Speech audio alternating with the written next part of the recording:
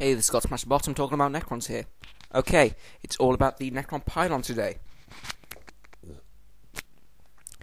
Okay, it is 450 points. Has one gun, but it's very good. Structure points 2, super heavy vehicle. Ballistic skill 4, armor all round of 14.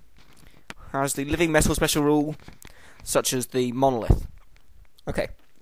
Also, it is immobile. It counts as having suffered a vehicle immobilized result. But that doesn't mean to say that anyone gets points for it. It starts the game as if it were immobilized before anything else happens.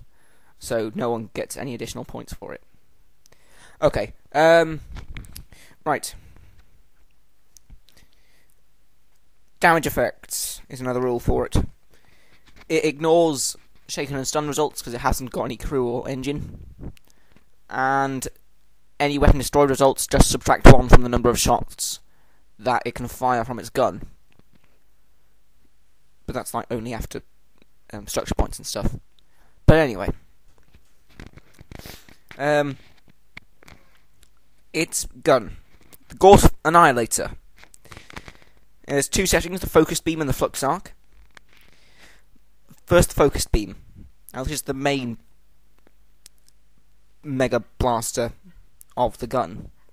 Okay, it has a range of 120 inches, strength destroyer, AP2, heavy 3 shots.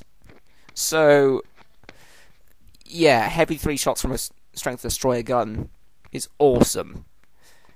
Anything it shoots is going to die, and it will probably get like 3 shots to try and kill it. Up to 3. Yeah. It's also an AA mount. I think it's anti-aircraft or something. So yeah.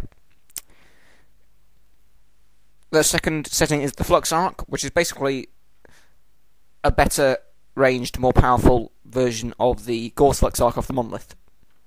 Because it's range 18 inches, strength 6, AP3, and fires heavy D6 shots at everything within its range.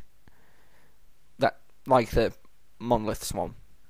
If you're unsure of some of the rules for this, then check out the video on the monolith, because that will make it a bit clearer. Right, special deployment. It can deep strike like a monolith, and because it's so big, anything that would normally be within 1 inch just gets moved out of the way, the minimum distance needed, because it's so big and is like not going to be destroyed by it. Because I'd like a new thing to be brought in where super heavy vehicles, at least, or big vehicles like this, get to crush what's underneath if they like fail a certain test or something. That'll be fun.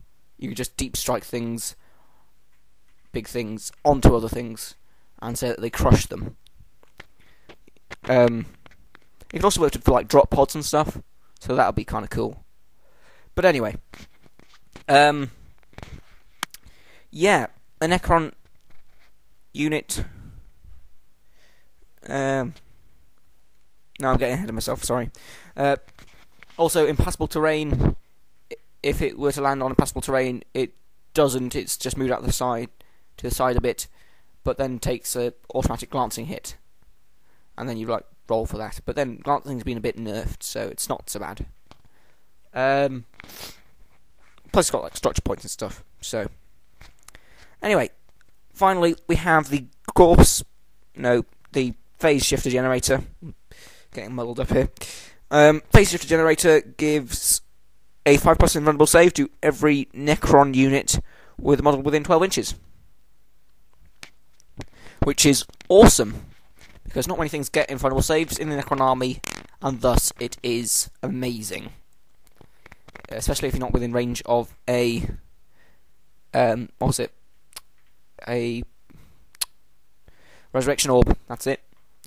If you're not within range of a resurrection orb, then you're probably going to rely on this a lot in apocalypse games, especially against like higher strength things which are blasting you to pieces. Then, although it's a 5+, and invulnerable saves, good, whatever. So yeah. Okay, things I can say about this. It's £85 from Forge World. And as you can see in the comparison, it is pretty huge. You could mock one up and like convert one from probably the stand to a globe. If you know what I mean, like the big globe of a world map in the ball, you got the axis from that or something. Because it's swivel about and stuff. But anyway, you could do that, I reckon. Or, if you're a bit more creative, probably make one from an old coat hanger and stuff. I've actually got a PDF file, which tells you how to make one out of cardboard. I went on the Catan support group, saying I was making one, or might make one. Because I was considering getting it. But then I realised the price was £85, and so I thought, oh god, I don't want to make one because it's too expensive. So, yeah. Hang on, I've got a cough.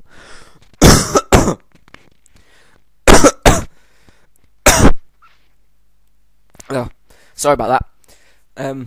Yeah. So, if you make up a few of them, then you can pretty much cover everything on the field. If you dot them about the field, then the Gauss Flux Art will be good for anything you want to take out quite easily for lesser models. I mean, Strength 6, AP 3, killing Marines on a 2+, hitting on 3s, killing Marines on a 2+. That's good. And, yeah, D6 shots at every model, or every unit with a model within 6 inches. So that's very good.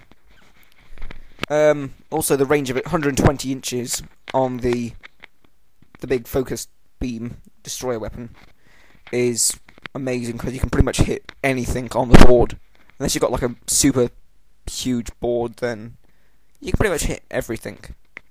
And you get 3 shots from it. You can't divide the shots up between things, but you get up to 3 destroyer shots against a vehicle. So you can pretty much kill anything with this.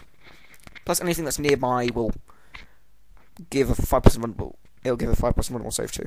So if you've got like 3 of them, dot them about the board, and then you're covering any units in between, and can shoot things to hell very simply. A lot of points at 450 points, but they can deep strike on, so you can put them pretty much anywhere you want, but they can't move from there. So if it's in a bit of a bad spot, then you're stuffed. I might put up a little competition to win a link on how to make a cardboard one, but probably not for a little while. So the next few videos, I'll be going over other Apocalypse formations, not the Shroud Weaver one because that's available on the Games Workshop site. So I won't be doing one about that. I'll just be talking about the ones which are available in the Apocalypse books. Okay, I'm about out of time, so I shall see you next time. Thank you and goodbye.